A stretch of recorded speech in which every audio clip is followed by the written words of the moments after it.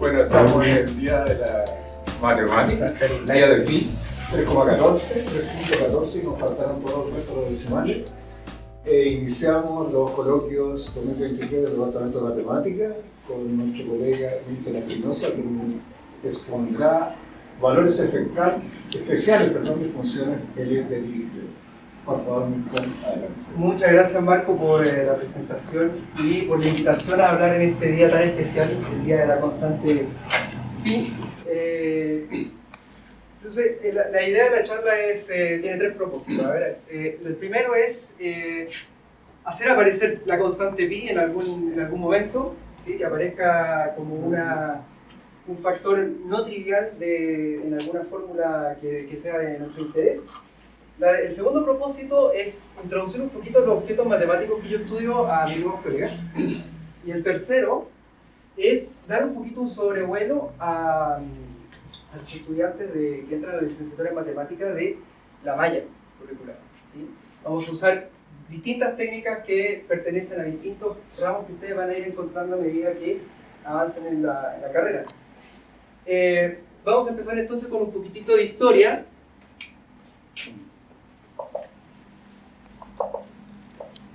Sobre el tipo de objeto que nosotros vamos a encontrar.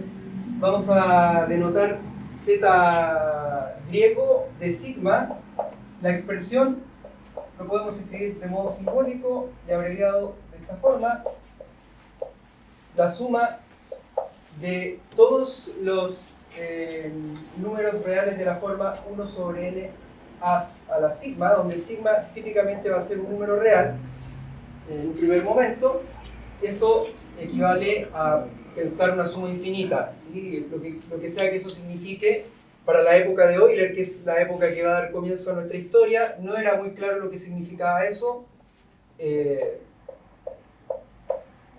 así que no estamos tan lejos de lo que en ese momento se sabía, pensando este tipo de suma.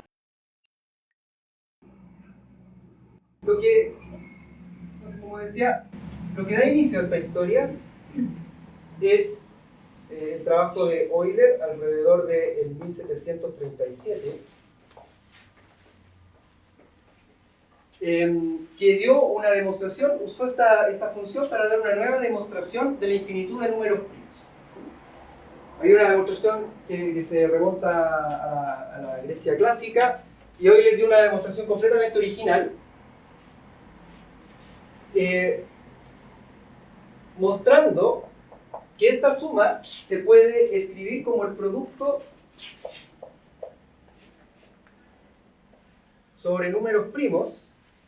Siempre estoy pensando en primos positivos, ¿eh? Los primos que uno estudia en el colegio, primos enteros positivos de factores de la siguiente forma. Y entonces él observó lo siguiente. Primero, poder escribir esta suma infinita como este producto, lo que no es trivial, pero que está esencialmente basado en el teorema fundamental de la aritmética, que nos permite descomponer cada número entero positivo como un producto de primos. Entonces, si uno entiende eso, puede sacar esta identidad. Basta expandir los dos lados de la ecuación fundamentalmente y uno obtiene eso. Entonces, ¿qué observó Euler? Observó que si... Aquí hay un signo que me faltó, perdón. Euler observó lo siguiente. Si uno especializa sigma igual 1,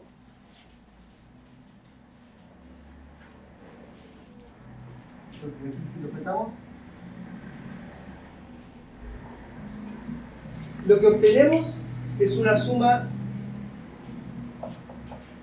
que hoy día la conocemos como la suma armónica. Y Euler entendió de que esa suma no daba ningún número real, ¿sí? Esa suma crecía infinitamente. Entonces, heurísticamente vamos a escribir simplemente que el valor de eso es infinito. Entonces, la nueva demostración de que hay infinitos primos sale ahora de una observación muy sencilla y dice, bueno, si existieran una cantidad finita de primos, este producto sería un número real. Y lo que no es posible, porque tenemos aquí que esto vale infinito, es un número que crece a medida avanza la suma de estos números. Entonces, esa fue la primera gran contribución de Euler, utilizando esta función que se llama función z. Por el momento la función z de Euler, luego va a cambiar de nombre y ya veremos por qué. Y luego él se quedó jugando con estos objetos en 1749, alrededor de 1749. Euler da una fórmula cerrada, exacta, para estos números.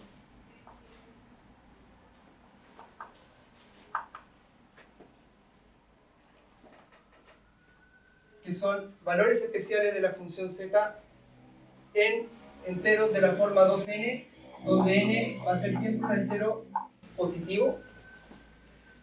Y eso es realmente realmente una maravilla, porque Euler no tenía el conocimiento que nosotros vamos a tener luego sobre continuación analítica, ecuaciones funcionales y todo lo que nosotros sabemos de la variable compleja. Vamos a descubrir este numerito más adelante, pero con métodos un poquito más modernos a los que utilizó Euler, que fueron completamente heurísticos y extraordinariamente complicados y bellos al mismo tiempo. Quien entendió mejor el trabajo de Euler fue Dirichlet, ¿sí? Un matemático, puede ser Dirichlet o Dirichlet, depende de en qué parte de Alemania estén. Yo le voy a decir Dirichlet porque estamos más parecidos a eso. Esto fue en 1008, alrededor de 1837, fue más o menos 100 años después.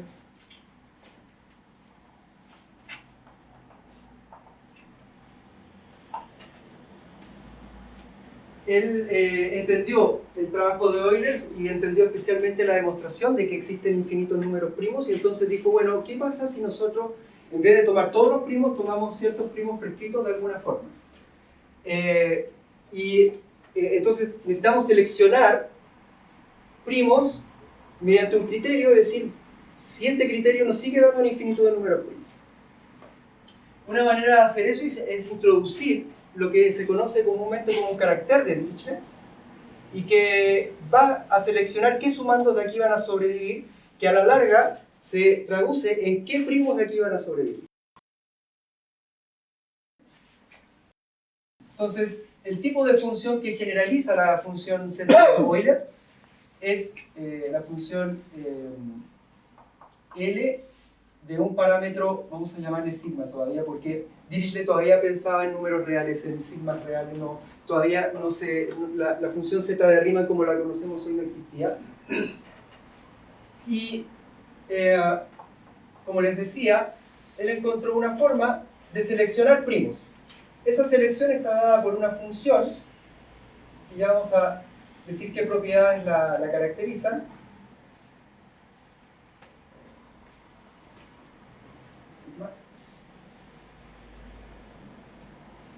Entonces, a eso se le llama una función L de Dirichlet normalmente.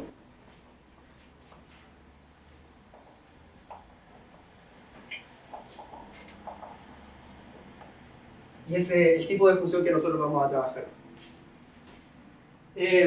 Esta función satisface también un producto infinito, parecido como a lo que satisface al que es igual la función z de Euler. Es un producto sobre todos los primos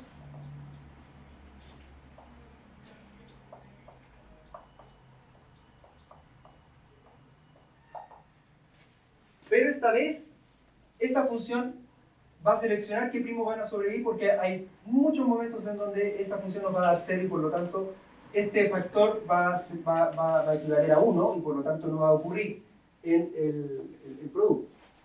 Entonces, ¿qué tipo de función es esta? Es una función que está definida sobre todos los enteros, tiene valores complejos, es multiplicativa, o sea, para cada par de enteros A, B, la función J de A por B es J de A por J de B.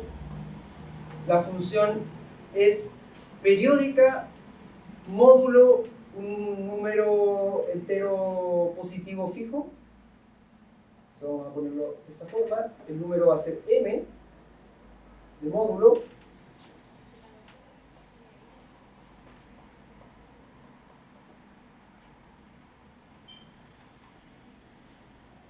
para todo n mayor o igual que 1, donde A y M son coprimos, es decir, no tienen primos en común, ¿no?, en sus factores.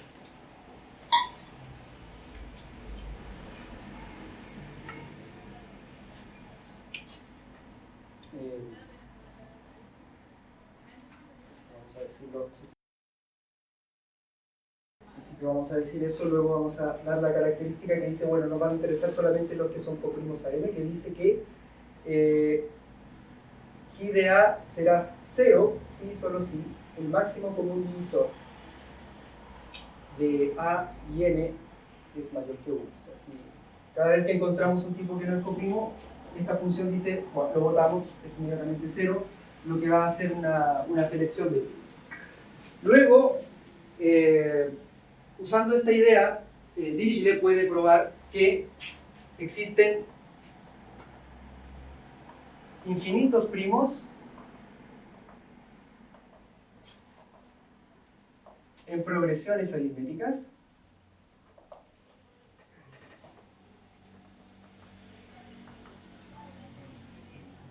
de la forma A más mn, con n variando en los enteros no negativos, suponiendo de que A y m son coprimos. O sea, tiene máximo común divisor igual a 1. La demostración no sale tan rápidamente como sale la demostración como sería la demostración de Euler. De hecho, vale todo un artículo muy importante de Dirichlet.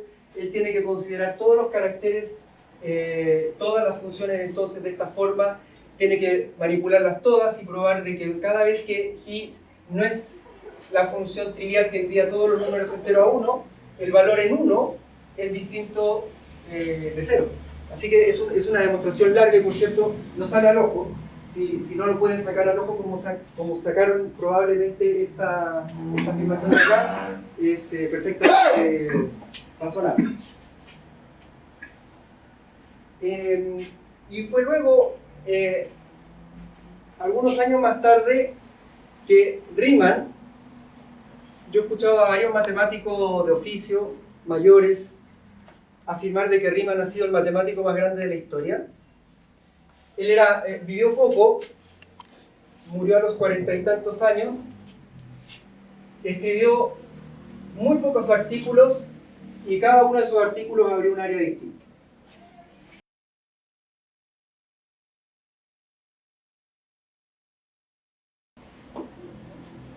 Entonces, más o menos en el 1859, Riemann estudió la misma función de Euler, pero esta vez reemplazando sigma real por un número común. Por cierto, la gran contribución no es esa, eso es trivial, ¿no? Tenemos un número real, vemos qué pasa con un complejo, eso lo podemos pensar cualquiera de nosotros. La gran contribución es lo que vamos a ver en un ratito cuando empecemos a desarrollar esta función un poquito más. Pero de todas formas hay un gran acto de coraje en reemplazar esa variable y trabajar esta función de forma más general. La teoría de variable compleja en este momento no estaba tan adelantada. El que mejor la entendía era Cauchy, que más bien la entendía como una herramienta para calcular integrales de funciones reales, integrales impropias de funciones reales, de forma exacta. Y fue Riemann el que la desarrolló en todo su potencial, en una forma que no difiere tanto de la que conocemos hoy, que estudiamos en la licenciatura en matemáticas. Hay una función auxiliar que vamos a utilizar, que es la función gamma,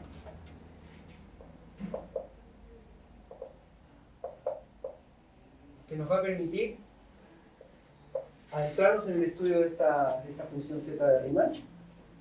La función gamma es, para aquellos que conozcan el lenguaje del análisis funcional, la transformada de Mellin de la exponencial a la menos el argumento que se integra. Entonces es una integral de Riemann impropia. Si alguien tiene problemas psicológicos con la integral de Riemann, puede pensar en la integral de Lebesgue sin problema. Pero basta la integral de Riemann.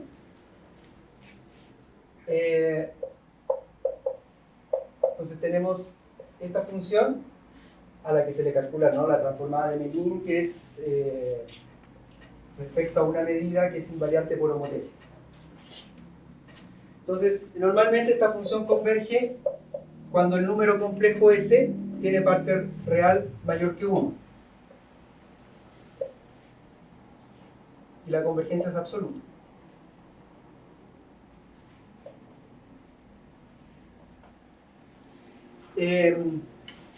Además, se puede continuar analíticamente, que significa que podemos encontrar una función única que no está definida solamente en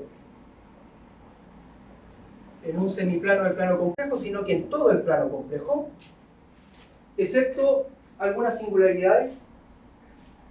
Entonces se continúa analíticamente a todo C con polos en los enteros no positivos.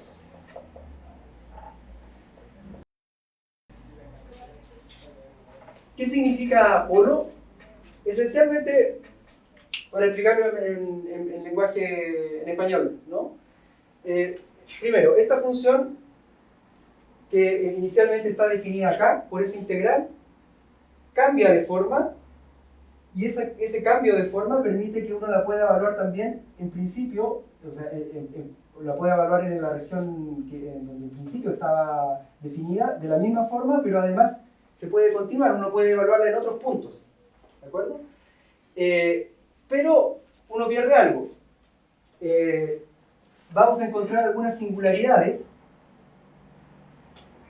en algunos puntos de la recta real, singularidad significa que si uno evalúa o intenta evaluar la función en el punto, lo que obtiene es una explosión, ¿sí? Que tiene infinito, por decirlo así, en palabras simples. Pero polo es un tipo especial de singularidad, es decir, es una explosión controlada. Uno sabe perfectamente lo que ocurre alrededor y lo puede controlar. Esto es como demoler un edificio, pero demolerlo bien, no tirarle una bomba, ¿sí? Entonces el polo es una explosión controlada y por lo tanto nos va a permitir saber qué es lo que ocurre alrededor de esos puntos.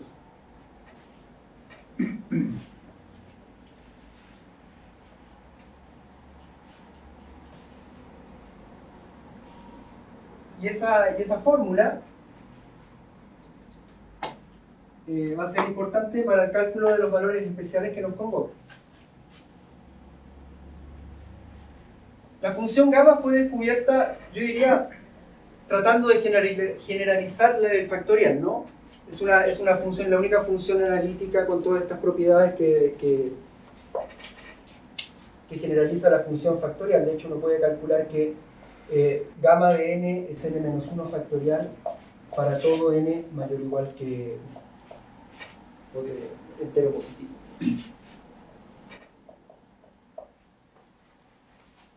Donde 0 factorial se interpreta como 1. En buena medida gracias a la fórmula, para que no pierda la elegancia esa fórmula. Entonces, decíamos, tenemos una explosión controlada. ¿Qué significa una explosión controlada? Significa que va a haber un factor elemental que yo puedo multiplicar de la función gamma, que va a producir un 0 completamente controlado, y esta explosión, el 0 con el infinito se van a cancelar de alguna forma y nos va a dar una constante. Esta es una función que da un 0, esta es una función que da un infinito. Es como, siempre el problema es el mismo, uno tiene 0 dividido por infinito si uno está bien definido, pero en este contexto uno va a poder decir que eso, de hecho, el 0 y el infinito son más o menos del mismo peso, del mismo tamaño, y entonces hay una constante que los relaciona. Esa constante es menos 1, entonces para n menos 1 dividido por n menos 1 factorial por 2pi. Esto es para todo n en los enteros positivos. Esa es la explosión controlada. Esa es la constante de explosión, por decirlo así. Bueno, hasta ahora hemos hecho variable compleja, un poco de cálculo, y ahora vamos a hacer un poquito de aritmética modular. Supongamos que tenemos la función L de Dirichlet. Por definición, esto es una suma de este tipo. Ahora hemos reemplazado la variable sigma real por una variable compleja. Este es un carácter de Dirichlet módulo M, y por lo tanto es M periódico. Así que, utilizando aritmética modular y la convergencia absoluta, que nos permite reordenar la suma como nosotros queremos, lo podemos describir de esta manera, esa serie. Desde a igual 1 hasta m, de la serie desde n igual 0 hasta infinito, de j de a a la mn sobre a más mn. Entonces es una forma distinta de describir todos los números enteros positivos a través de aritmética modular, ya que sabemos que esta función j es m periódica. Luego, claro, como la función es m periódica, este valor no depende realmente de m porque son todos iguales, por lo tanto puede salir de esta primera serie, esta primera suma.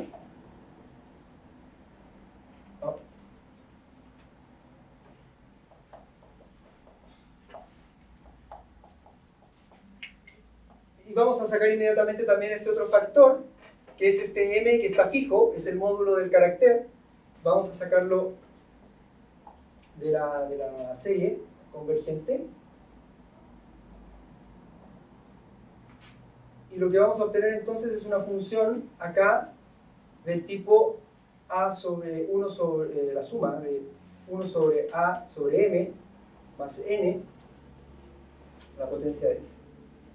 Aquí vamos a recordar que a, como está variando entre 1 y m, es a lo más 1 y nunca es 0. Esta función entonces es la que se lleva el peso analítico de todo el cálculo, porque aquí tenemos una suma finita. A esta función se le conoce o se le denomina como la función z de Hurwitz.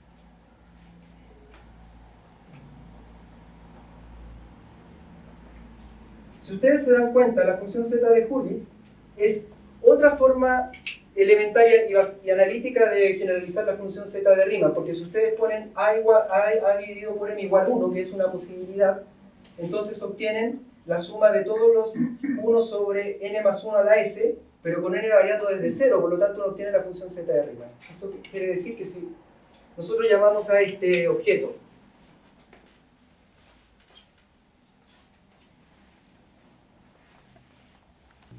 llamamos z también, pero admitimos dos parámetros. Aparte del parámetro s que nos sirve para definir la función z, nos vamos a servir de un parámetro x que va a reemplazar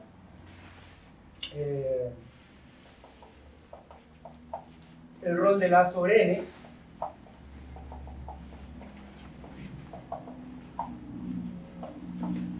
Y entonces lo que decía en particular es que si uno toma x igual 1, donde x normalmente va a ser un parámetro real que va a variar entre 0 sin ser 0 y 1, esta es la función z.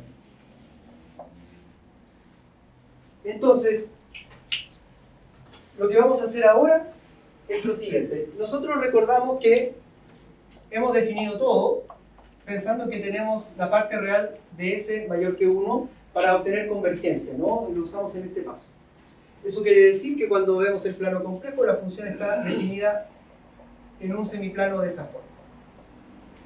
Y nuestra intención es, así como la función gamma admite una continuación analítica, hacer lo mismo con esta función, ver qué es lo que pasa si yo quiero evaluar la gamma. Fue uno de los grandes descubrimientos de Riemann, de hecho. ¿Cómo lo hacemos? Esta continuación analítica.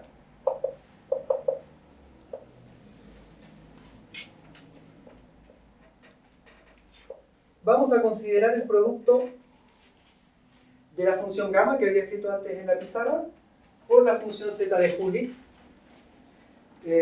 Voy a recordarles la definición de la función gamma. como había dicho, es la transformada de Moulin de la función exponencial a la menos la variable de integración. Y eso lo estamos multiplicando ahora por una serie de esa forma. La serie es convergente, y esto, por muy raro que sea, es un número, así que pasa dentro de la serie. Es un número complejo, así que puede pasar dentro de la serie.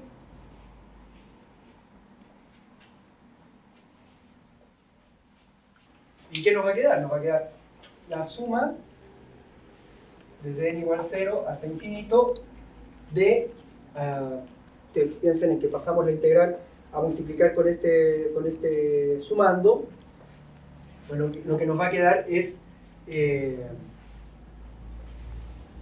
la integral desde 0 hasta infinito de e a la menos i. Estas dos potencias que están a la s las voy a juntar en una sola potencia. Es i sobre n más x, esto queda a la s, y esto queda de i sobre.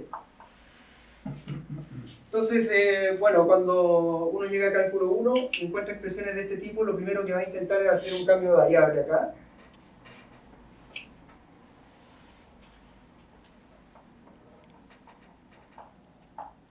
Que es un cambio de variable bastante feliz, porque como yo les decía, esta función gamma está construida con una medida que es invariante por homotesis, y de hecho entonces aquí estamos simplemente cambiando una variable por una constante por la variable, por lo tanto no hay de qué preocuparse con el cambio del elemento diferencial.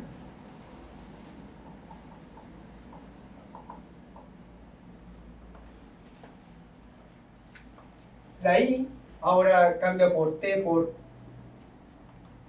este n más x. Luego aparece este t a la s, y acá me queda de t sobre t porque, como les dije, esta medida es invariante por homotesis. Ok. Luego hay otro proceso que es estándar en otro curso que ya, no sé, Marco podrá decir en qué semestre está, que es teoría de la medida, ¿sí? Medida de integración, donde uno estudia condiciones bastante generales mediante las cuales uno puede intercambiar dos procesos infinitos, ¿sí? Cosa que es bastante delicado. Aquí tenemos una suma que es infinita y hay que dar por cierto, hay una forma bastante estricta y rigurosa de entender esto, al igual que esto, y por lo tanto, cuando tenemos estos dos procesos que están juntos, de alguna forma a uno le gustaría muchas veces hacer lo que vamos a hacer ahora. Entonces, sabiendo el teorema de convergencia dominada que se estudia en ese curso, uno puede justificar que la integral y la suma conmutan, es decir, el orden de ellas no altera el resultado. Acá vamos a obtener e a la menos t a la n, desarrollando el exponente. Dado que la serie depende de n, voy a separar la contribución de n y x, así que la contribución de x la voy a dejar afuera. Y aquí, por cierto, sigue el t a la s por nuestra medida invariante por homotesias. Y luego, esto es una serie geométrica, ¿sí? Donde la razón, ¿no?, es e a la menos t.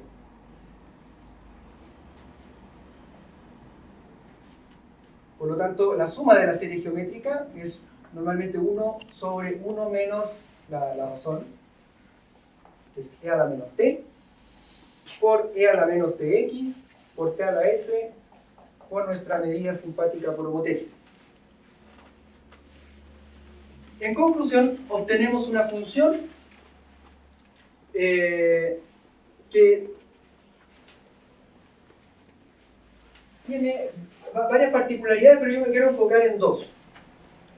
La primera es que si uno piensa en la integral desde 0 hasta infinito de este integrando, tiene dos preocupaciones. El integrando las tiene todas, es continuo, es analítico en S, pero luego hay que preocuparse de los extremos de integración, por cierto. ¿Qué pasa hacia el infinito? Para el infinito, bueno, aquí tenemos t a la s con t, que da un t a la s menos 1. Eso crece, ¿sí?, con t, pero por otro lado tenemos la contribución de una exponencial, así que la exponencial, esto por el criterio del L'Hopital que uno aprende en cálculo, va a matar a la contribución de t y por lo tanto hacia el infinito este integrando decrece exponencialmente. Por lo tanto no hay ningún problema hacia el infinito, ninguno. El problema está en cero. Si uno se acerca a cero, bueno, aquí tenemos un factor que se acerca a cero, acá tenemos un factor que queda acotado por 1, pero acá también tenemos un cero. ¿Sí? Y aquí viene la contribución de Riemann.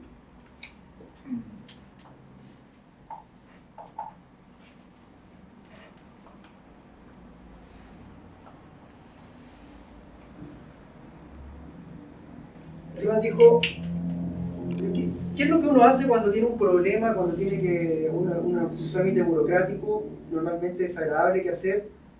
¿Qué hace? Nada. Nada, lo chutea. Vamos a hacer lo mismo, lo vamos a chutear. El problema en cero lo vamos a bordear. Es una técnica estándar en variable compleja. Cuando uno tiene una singularidad significa entonces que una función, recuerda que una función se evaluaba en este punto, intentaba evaluarse en este punto, pero te da un número incalculable. Entonces vamos a ver qué es lo que pasa alrededor. Y vamos a usar eso. Entonces aquí es donde vive la variable t. Acá tenemos nuestra singularidad. La integral recorre todo el eje real, el rayo real positivo. Y entonces Riemann dice lo siguiente, bueno, vamos a considerar, yo voy a hacer dos caminos, uno sobre y otro bajo la recta, el rayo, pero ustedes tienen que pensar que están sobre el rayo. Lo que pasa es que lo voy a dibujar separadamente, porque si no, va a quedar un quilombo, como dice el factor. Voy a chutear el problema y me devuelvo. Voy a integrar entonces sobre lo que se conoce normalmente en variable compleja, geometría diferencial o como quieran, una curva parametrizada. Entonces necesitamos una orientación que va a ser antihoraria. Este contorno se llama el contorno de Hankel.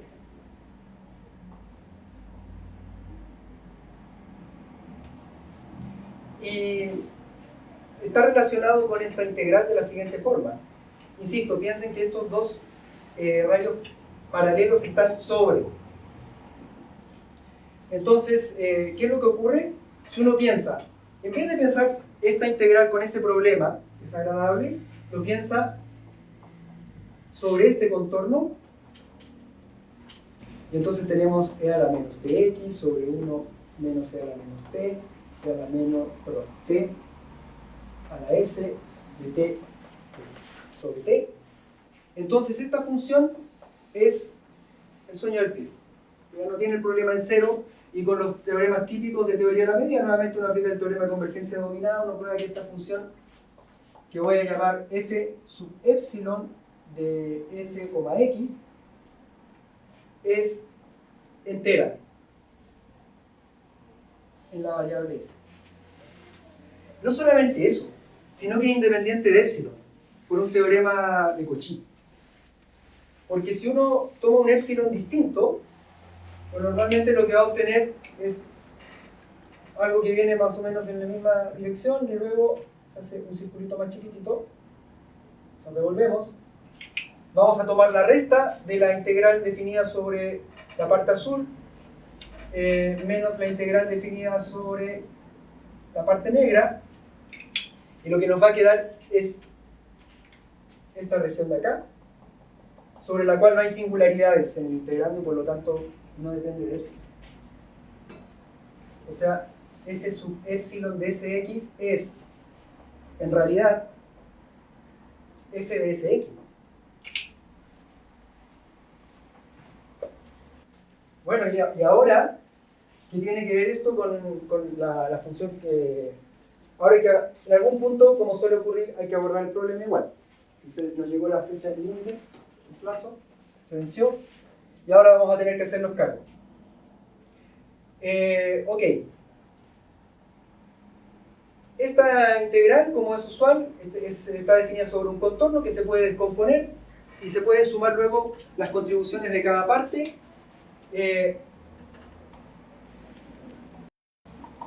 Primero, si se dan cuenta,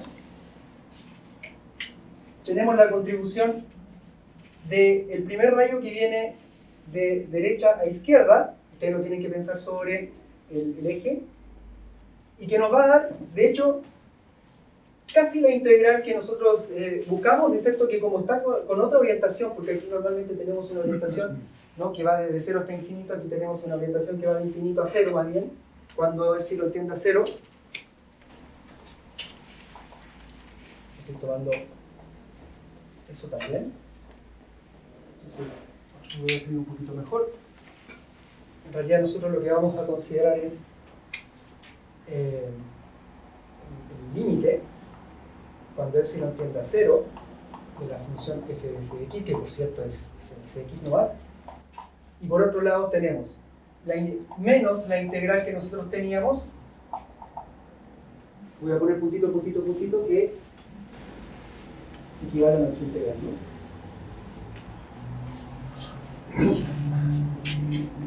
Luego tenemos la contribución de la integral sobre el círculo. Ese círculo le vamos a poner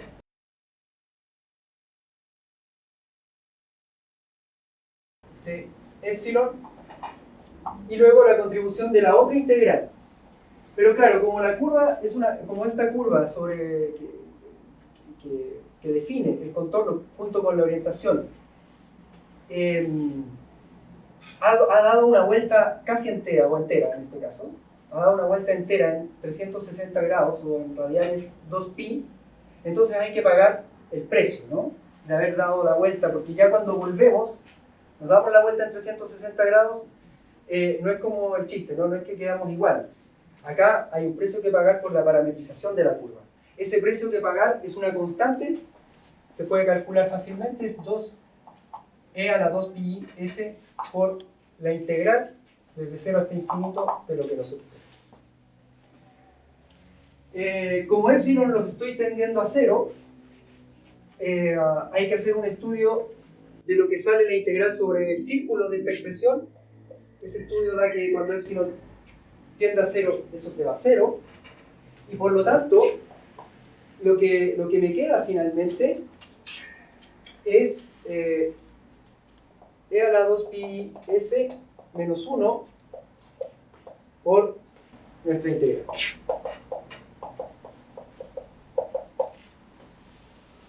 Esto es, ¿qué habla de eso? De t sobre a. Esto es entero la variable s. Esto es meromorfo, es decir, que es entero. Cuando lo dividamos, va a ser meromorfo, porque lo que nos va a dar entonces es que la función gamma por la función z es entonces f de s de x, que era entero, por un factor que es meromorfo, que es 1 sobre e a la 2pi s menos 1. Y entonces, esta función se puede evaluar ahora acá también, con las singularidades que habíamos visto. Esta es entera y se puede evaluar en todo el plano complejo, y esta es meromorfa y se puede evaluar en todo el plano complejo excepto algunas singularidades. Ahora, la cosa simpática es que esto es justo el factor que controla la explosión de gamma, que habíamos visto al principio. Entonces obtenemos f de s, x dividido por gamma de s por nuestro factor.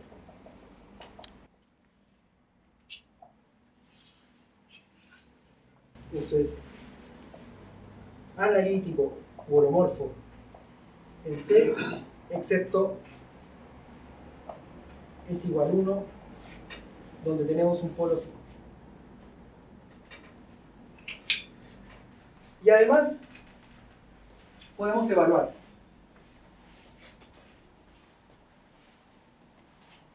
La función, cuando vamos a evaluar la función, cuando S se toma valores enteros negativos.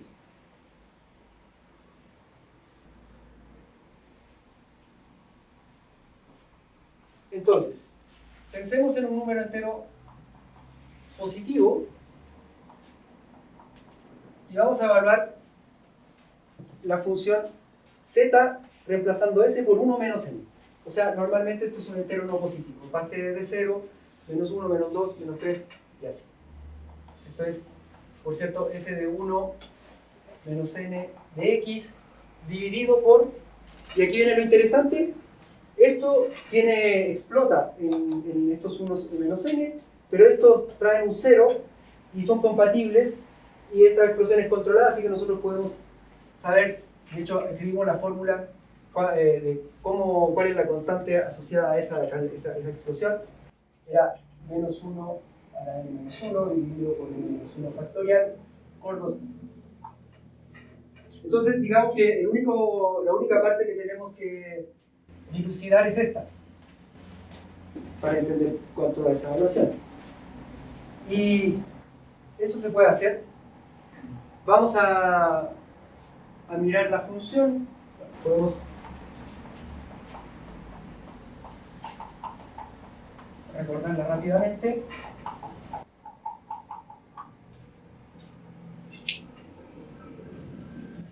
Este era el contorno de cambio. Resulta que cuando uno piensa en S especializado en un número entero, en este caso es 1 menos n, recuerden que había un precio que pagar cuando la integral se daba una vuelta entera y se devolvía por el mismo camino, pero ya cambiada, porque se había dado una vuelta entera. El precio que pagar era e a la 2pi s. Cuando uno evalúa esto en un número entero, lo que obtiene es 1, por lo tanto no hay precio que pagar finalmente, cuando 1 menos n es un entero. Por lo tanto, en realidad esta integral es una integral sobre el círculo de radio epsilon centrado en 0.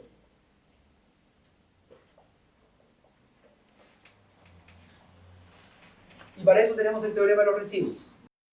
El teorema de los residuos me permite calcular exactamente cuánto me da esto.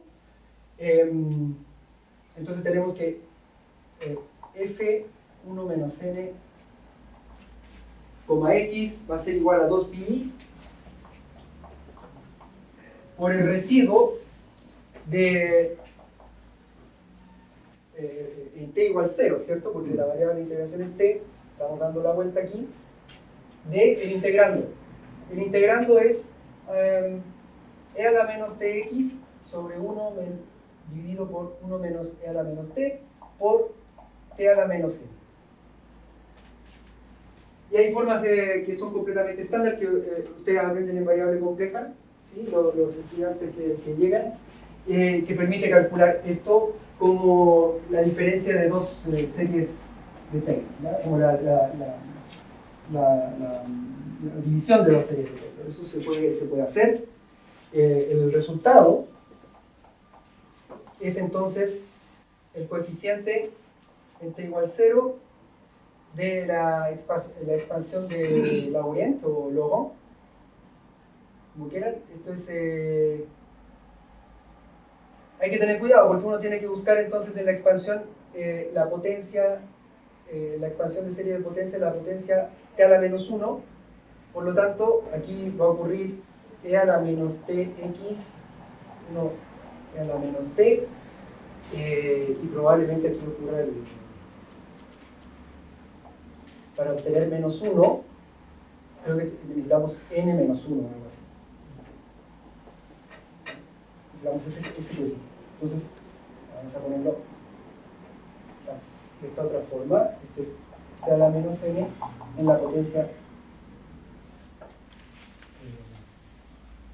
Bueno, depende si uno lo quiere considerar.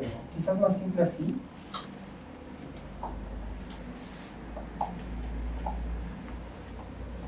Entonces quieren el coeficiente asociado a esa potencia de t, de esa función, y ahí nos olvidamos de esta cosa, y ahí sí se transforma en algo que es muy fácil de calcular. Y de hecho, esto de aquí, espero no equivocarme, es algo así como menos 1 a la n por un cierto coeficiente que va a ocurrir sobre n factorial.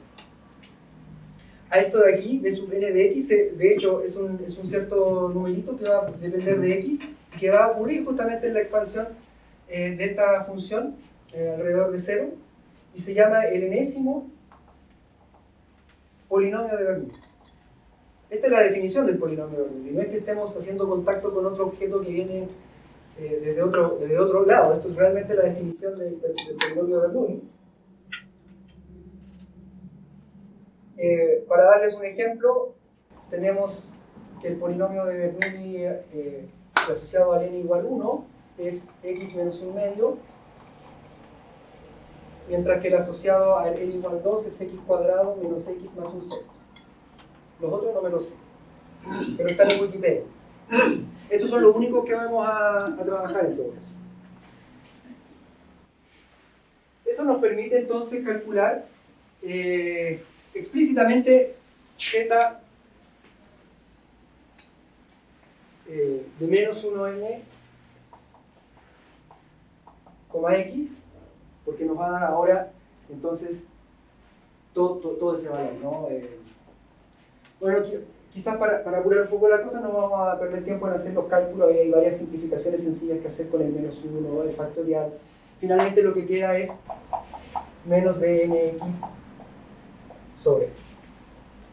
Por ejemplo, entonces tenemos que si evaluamos en serio y por lo tanto estamos poniendo n igual 1, tenemos menos el primer polinomio de Bernoulli dividido por 1, o sea, tenemos un medio menos x. Si uno especializa la función z de Hurwitz a la función z de Riemann, obtenemos entonces el valor de la función z de Riemann en 0, que es menos un medio. Si uno se pone goloso y quiere hacerlo con menos 1, entonces tiene que pensar de que estás haciendo n igual 2, ese es el otro polinomio de Bernoulli que necesitamos, sería menos x cuadrado menos x más 1 sexto dividido por 2. Y entonces, especializando la función z de Riemann nuevamente, tenemos el valor de la función z de Riemann en menos 1, que sería menos 1 sobre 12. Y así sucesivamente. Solamente hay que descubrir los polinomios de Bernoulli que son definidos recursivamente justamente por la expansión de esta función. Me queda un poquito, ¿verdad?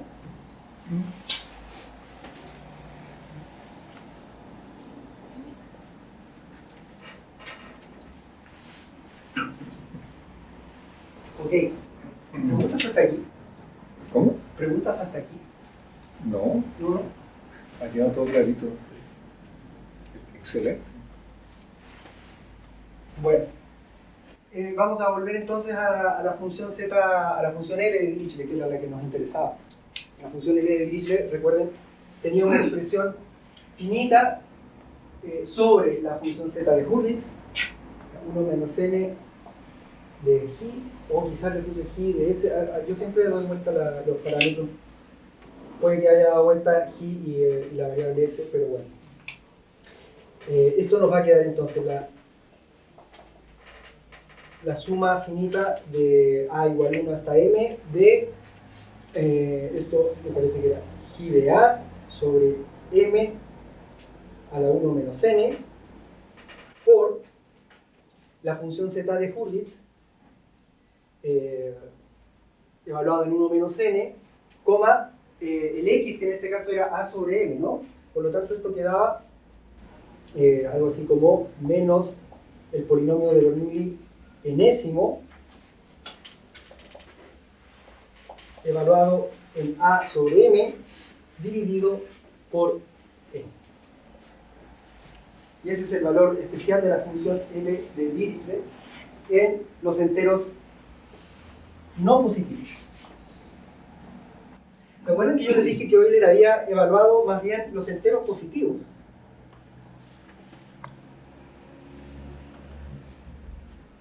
Todo esto que hemos hecho y que Euler no conocía, Euler lo había superado ya, porque Euler no solamente había descubierto cuánto daban los valores especiales de estas continuaciones analíticas de las funciones, en enteros negativos, sino que había adivinado lo que pasaba en los positivos. Para hacer eso de forma estándar, nosotros necesitamos lo que se llama la ecuación funcional. Cosa que Euler la descubrió de manera completamente empírica. O sea, él no vio la ecuación funcional, la forma de la ecuación funcional, porque no sabía variable compleja. Pero él entendió cómo se relacionaban estos valores con los valores, más bien de este tipo de funciones, en enteros positivos no negativos. La ecuación funcional es para otra charla porque es algo... Los métodos son yo creo que con los métodos vamos a estar todos ok, porque en realidad la ecuación funcional, como lo hizo Riemann en este trabajo, en esta forma particular de conseguir la continuación analítica, es muy sencillo, simplemente integración sobre un contorno que en vez de aprovechar la contribución del polo en cero, como lo hace el contorno de Hankel, aprovecha la contribución de todos los polos del integrando, que están sobre la recta imaginaria de los puramente imaginarios en el plano complejo. Pero esencialmente las técnicas son las mismas que hemos utilizado nosotros. La ecuación funcional dice lo siguiente.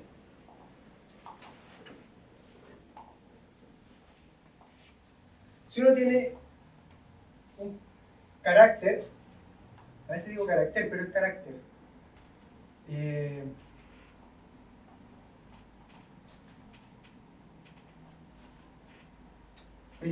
periódico, o módulo m, y vamos a pedir además que sea primitivo. Esto lo voy a dejar así, no es importante, pero es importante para la fórmula, porque si no queda más fea. Y hay que agregarle factores móviles realmente no vienen al caso. Digamos, básicamente lo que significa primitivo es que no viene de un módulo más chiquitito que divida este. No es inducida por un módulo más chiquitito. En ese caso tenemos la ecuación funcional que toma dos formas distintas. Una es para caracteres pares, que significa que mandan al menos 1 al 1, y otra es para caracteres impares, que significa que mandan al menos 1 al menos 1. Hay caracteres que satisfacen esto, hay otros que satisfacen esto, y entonces, dependiendo de eso, la ecuación funcional toma dos valores distintos. Uno es, esto es g de G, suena divertido, es la suma de Gauss asociada al carácter G. Ya voy a decir lo que es la suma de Gauss. Luego ocurre 2pi sobre m a la s. Luego ocurre L de 1 menos S de G a la menos 1, donde este es el carácter, que es el inverso multiplicativo del otro. Hay una estructura algebraica en esto, ya vamos a hablar un poquito de eso quizás. Y en el denominador de esta expresión aparece dos veces la función gamma por coseno de pi s metros. Mientras que si el carácter de Dirichlet es impar, tenemos la suma de Gauss, tenemos nuevamente este otro factor, tenemos la parte importante, que es la función L, pero en 1 menos S en lugar de S, dividido por dos veces la función gamma, esta vez seno. Par, coseno, impar, seno. Esa es la del por I. Esta es la ecuación funcional de la función L, en donde el factor muy importante y de una gran elegancia, esto fue trabajado por Gauss, por eso se llama suma de Gauss, y por eso se denota con la letra G, es la suma desde A igual 1 hasta m de los valores del carácter G por ciertas raíces de 1.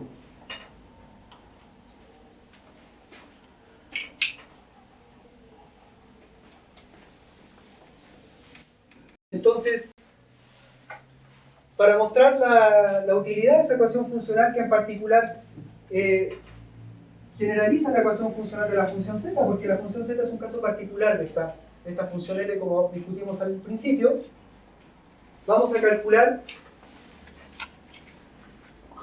z de 2.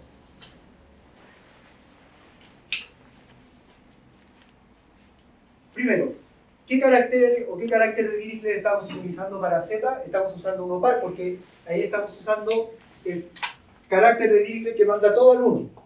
Así que en particular el menos 1 al 1. Entonces necesitamos ver la primera parte. La suma de Gauss, tenemos módulo 1, ¿sí? Porque eso es una función que manda todo al 1. Así que lo único que hay que ver es qué pasa con G de 1, que es 1, y esto e a la 2 pi por 1 dividido por 1, bueno, eso es 1. La suma de Gauss es trivial. No hay suma de Gauss. Bien. Luego tenemos 2 pi a la 2, ¿verdad? Y luego viene la función L, que en este caso es la función z de Riemann, su inverso es sí misma. Así que la función z de Riemann evaluado en 1 menos s. S está siendo tomado como 2, así que 1 menos 2 es menos 1. Y z de menos 1 era... ¿Cuánto era? Menos 1 sobre 12. Hay quizás un signo que estoy perdiendo el signo del coseno, ¿no? Aquí abajo, ¿qué me queda? 2 por gamma de 2, eso es 1 factorial, así que eso no ocurre. Y luego aparece coseno de pi, eso es menos 1. Ahí el signo. Y aquí obtenemos el famoso valor de la función z de Riemann o de Euler en 2, que es pi cuadrado sexto. Es decir, si uno suma los cuadrados de los recíprocos de los primeros, de todos los números enteros positivos, que tenemos 9, tenemos 16, etc., y suman todos ellos, lo que obtienes es pi cuadrado sexto.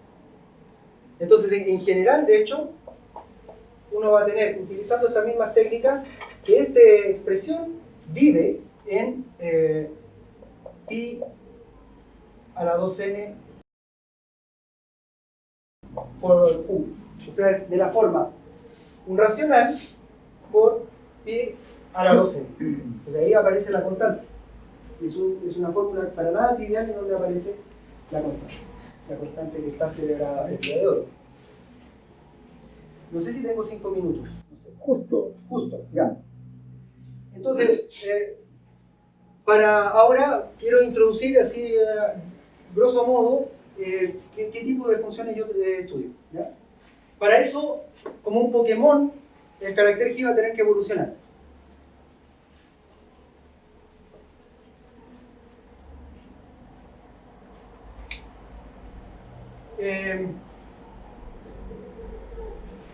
Teníamos un carácter que está definido de esta manera y que satisface varias propiedades. Lo voy a recordar brevemente. Es multiplicativo, es periódico módulo M y se anula si y solo si el máximo común divisor de su argumento no es coprimo con él. Entonces, lo que estamos viendo, en realidad, utilizando teoría de Galois, es que voy a dejar a Galois para el siguiente paso. Primero voy a decir simplemente que teoría de grupos o anillos, o grupos y anillos, esto se puede pensar como una función definida sobre las unidades de los enteros módulo m, dado que se anula para el resto, así que uno puede botar todos esos valores y es periódica módulo m, así que está dentro de este tipo y además es multiplicativa. Esto es un homomorfismo en realidad de grupos multiplicativos. Gracias a nuestro amigo Evaristo, nosotros sabemos de que las unidades de los enteros módulo m se isomorfan al grupo de Galois del cuerpo ciclotómico generado por la raíz enésima primitiva de la unidad.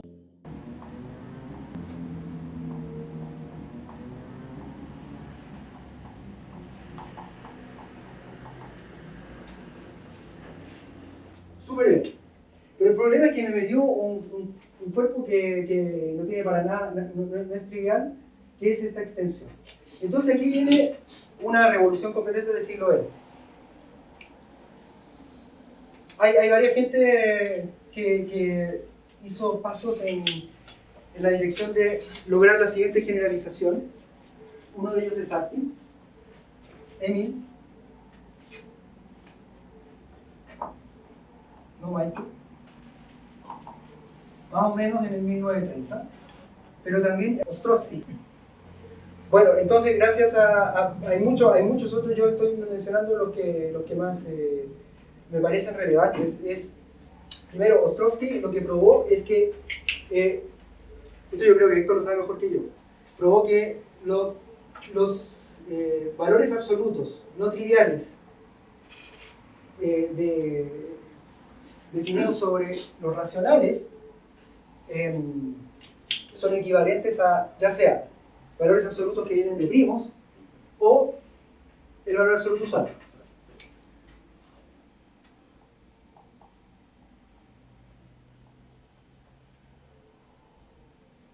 Entonces, son de esta forma donde P es un primo como los que hemos hablado hoy día, donde aquí aparece una cierta función que se dice evaluación y que toma el valor, digamos, n, si, solamente si, x se puede escribir como P a la n por una fracción de enteros coprimos con P. O sea, digamos que le sacamos a x, que es un número racional, le sacamos toda la P parte, vemos el exponente que puede ser positivo o negativo, a eso le damos la evaluación, su valor absoluto es ese.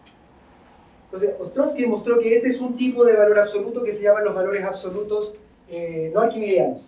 Y además está el valor absoluto que no todos conocemos, que se asocia con el infinito. Y que es x o menos x, dependiendo si x es mayor o igual que 0 o x es menor que 0.